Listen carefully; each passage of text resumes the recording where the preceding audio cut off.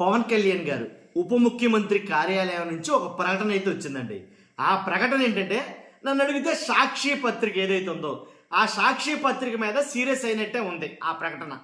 ఉప ముఖ్యమంత్రి గారి కార్యాలయం నుంచి వచ్చిన ఆ ప్రకటన సాక్షి మీడియాలో ప్రచురితమైన ఒక వార్త గురించి డైరెక్ట్గా ఉప ముఖ్యమంత్రి కార్యాలయం నుంచి ప్రకటన వెలువడిందంటే నిజంగా మామూలు విషయం అయితే కాదు.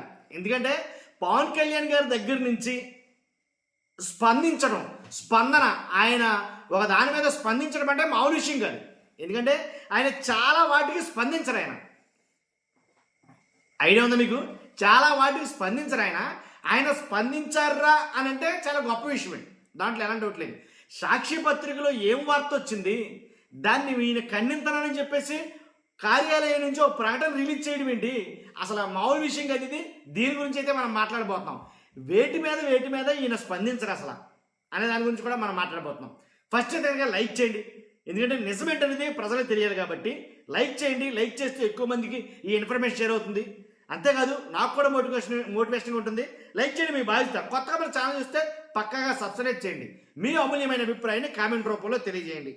ఈ విషయం ఏంటంటే కనుక ఈరోజు సాక్షి పత్రికలో ఒక వార్త వచ్చింది. ఆ వార్త ఏంటో ఒకసారి చదువుతాను, చూడండి ఒకసారి. ఆ వార్త ఏంటంటే, సాక్షి పత్రికలో వచ్చిన వార్త, జనసేనలో భూమి గోల. ఇది సాక్షి పత్రికలో ప్రచురించింది. జనసేనలో భూమి గోల అని 35 ఎకరాల వివాదంలో పవన్ సన్నిహితుడు వర్సెస్ ఎమ్మెల్యే సుందరపు ఎవరైతే విజయ్ కుమార్ అన్నారో ఆయన గురించి. 35 ఎకరాల వివాదంలో పవన్ సన్నిహితుడు వర్సెస్ ఎమ్మెల్యే సుందరపు అంట. కాబట్టి ఎవరు అసలు ఏంటనంటే, వివాదాన్ని సెటిల్మెంట్ చేసిన సురేష్. అచ్యుతాపురం భూ వివాదంలో కోల్డ్ వార్ జరుగుతుంది. తన వాటా ఇవ్వాలన్న ఎమ్మెల్యే నేరుగా పవన్కు ఫిర్యాదు చేసిన సన్నిహితుడు సురేష్ కేబినెట్ మీటింగ్లో ప్రస్తావించడంతో పాటు నేరుగా ఎమ్మెల్యేకు వార్నింగ్. 350 కోట్ల రూపాయల భూ వివాదంలో అధికారుల బలి. ఇదండి దీని మీద రాసుకొచ్చారు సాక్షి పత్రికలో. ఏం రాసుకొచ్చారు ఏంటి అనేది ఒకసారి చూద్దాం. ఏంటంటే, తన దాకా వస్తే కానీ విషయం అర్థం కాలేదన్నట్లు డిప్యూటీ సీఎం పవన్ కళ్యాణ్కు జనసేన ఎమ్మెల్యే దౌర్జన్యాలు స్పష్టంగా తెలిసొచ్చాయి. తన సన్నిహితుడు తలదూర్చిన భూ వ్యవహారంలోనూ స్థానిక ఎమ్మెల్యే దౌర్జన్యం చేయడంతో ఏకంగా స్థానిక తహసీల్దారు సిఐలపై వేటు వేయడంతో పాటు ఎమ్మెల్యేకు వార్నింగ్ ఇచ్చే వరకు వ్యవహారం వెళ్ళింది. అంతేకాకుండా కేబినెట్ సమావేశంలోనూ సదరు ఎమ్మెల్యే వ్యవహారాన్ని నేరుగా డిప్యూటీ సీఎం పవన్ ప్రస్తావించాల్సి వచ్చింది. 350 కోట్ల విలువ చేసే 35 ఎకరాల భూ వివాదంలో పవన్ సన్నిహితుడు వర్సెస్ ఎమ్మెల్యేగా మారిందనే అభిప్రాయం వ్యక్తమవుతుంది. వివరాల్లోకి వెళితే, అచ్యుతాపురం మండలం దుప్పుదూరు గ్రామం భోగాపురం రెవెన్యూ పరిధిలోని సర్వే నెంబర్లు 40/2, 30, 31, 39, 461/257, 477, 488, 490/1, 490/2, 52,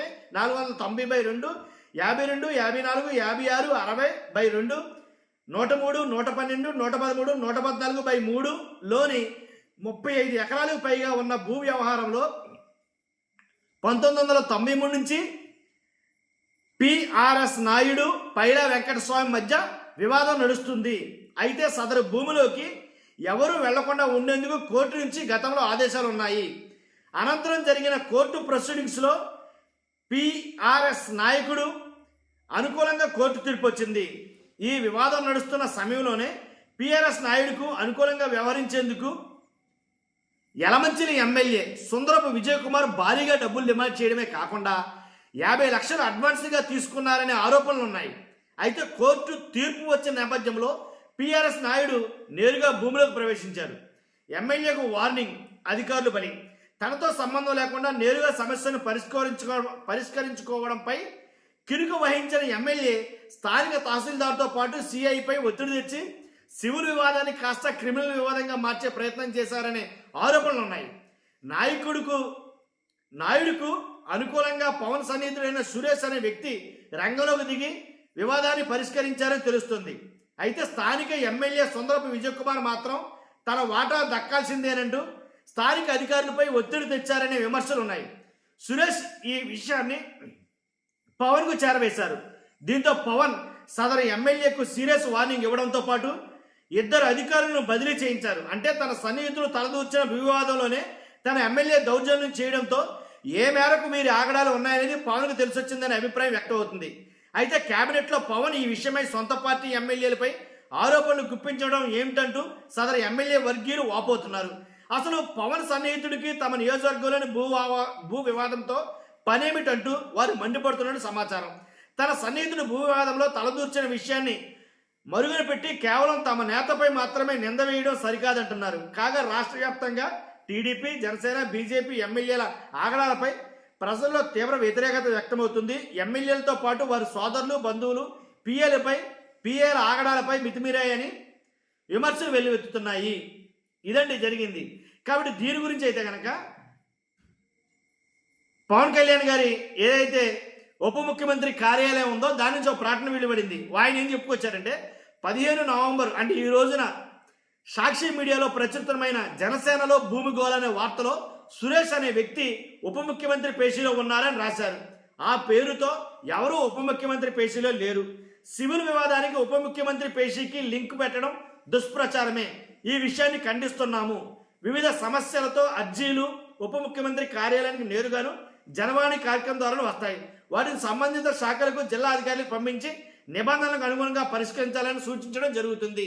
అది ఉప ముఖ్యమంత్రి కార్యాలయం నుంచి వచ్చిన ప్రకటన. కాబట్టి దీంట్లో నిజమేంటనేది చెప్తే ఇంకా బాగుండిపోను. పవన్ కళ్యాణ్ గారి కార్యాలయం నుంచి వచ్చిన ప్రకటన అసలు నిజమేంటో చెప్పి ఈ ప్రకటన చేసుకుంటే ఇంకా బాగుండేమో అని నాకు అనిపించింది. ఎందుకు చెప్తానంటే ఆ మాట, ఇప్పుడు ఏదైతే మంగళంపేట భూముల గురించి హెలికాప్టర్ వెళ్ళిన పవన్ కళ్యాణ్ గారు ఎలా అయితే ఒక ప్రకటన చేశారో అలాగే ఇది ఎంతవరకు వాస్తవమో అబద్ధమో అది కూడా ఒక ప్రకటన చేస్తుంటే బాగుండు. అలాగే వైజాగ్లో గోమాంసం పైన స్పందించిన పవన్ కళ్యాణ్ గారు దానిపైన కూడా ఒక ప్రకటన కార్యాలయం నుంచి వెలువడితే ఇంకా బాగుండును అని కొన్ని ఇలాంటి వాటిల్లో కూడా కొన్ని ప్రకటనలు వస్తే బాగుండని చాలామంది మాట్లాడుతున్నారు. మరి ముఖ్యంగా వైసీపీ నాయకులు కూడా ఇదే మాట మాట్లాడతారు.